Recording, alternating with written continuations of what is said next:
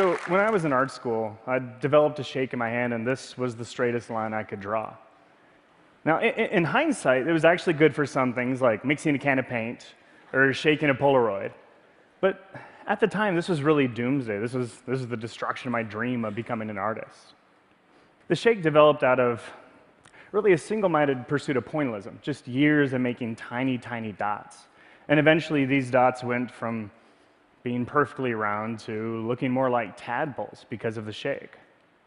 So to compensate, I'd hold the pen tighter, and this progressively made the shake worse, so I'd hold the pen tighter still.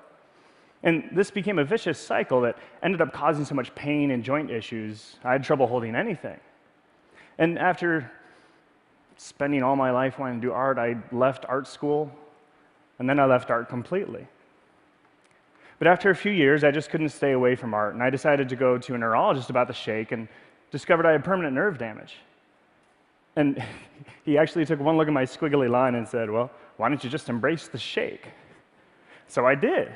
I went home, I grabbed a pencil, and I just started letting my hand shake and shake. I was making all these scribble pictures. And even though it wasn't the kind of art that I was ultimately passionate about, it felt great.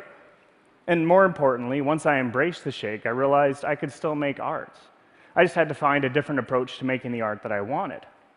Now, I still enjoyed the fragmentation of pointillism, seeing these little tiny dots come together to make this unified whole.